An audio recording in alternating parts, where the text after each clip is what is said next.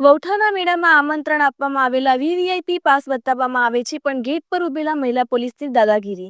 વૌઠા ગ્રામ પંચાયત દ્વારા મેળામાં આવવા માટે અનેક આમંત્રણ મહેમાનોને વીવીઆઈપી પાસ આપવામાં આવ્યા છે, જેમાં અનેક હોદ્દેદારો, આગેવાનો, કાર્યકરો સહિતનાઓને વીઆઈપી પાસ આપવામાં આવ્યા છે, પરંતુ જ્યારે આગેવાનો, હોદ્દેદારો પોતાના વાહન વીઆઈપી પાસ સાથે આવતા હોય ત્યારે મેઇન ગેટ પર જ મહિલા પોલીસ અધિકારીઓ દ્વારા મેળામાં એન્ટ્રી આપવામાં આવતી નથી અને પાછા કાઢવામાં આવે છે, જેમાં રામપુર ગામના ભરતભાઈ પટેલ નામના કાર્યકરને પોલીસનો કડવો અનુભવ થયો છે।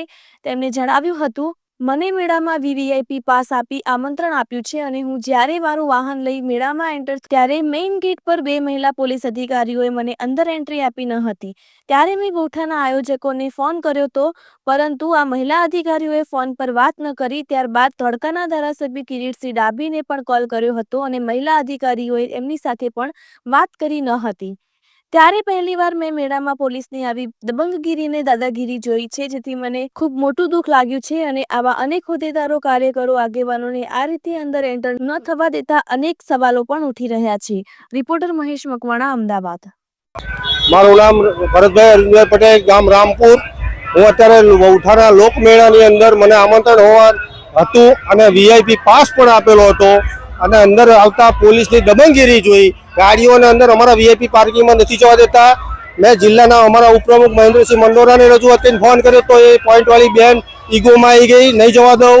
એ પછી સીધા મેં ધારાસભ્ય શ્રી કિરીટસિંહ ડાભી સાહેબને ફોન કર્યો તો પણ એને ફોન લેવાનો ઇનકાર કરી દીધો અને પોતાની દબંગગીરી કરી છે અને કાર્યકર્તાઓને પણ નથી જવા દેતા કે કોઈને પણ નહીં, પાસની અવગણના કરે છે। જે મેળાનું આયોજન કર્યું છે એની અંદર બિલકુલ ડિસ્ટર્બ કરી ડ્રોંગ કરીને પોલીસ એની દાદાગીરી ઉપર ઉતરી હોય છે। તો બેને રિક્વેસ્ટ કરી, કોઈનો ફોન હાથમાં લીધો નથી। તો આ વ્યવસ્થામાં પોલીસની બિલકુલ દબંગગીરી દેખાઈ રહી છે।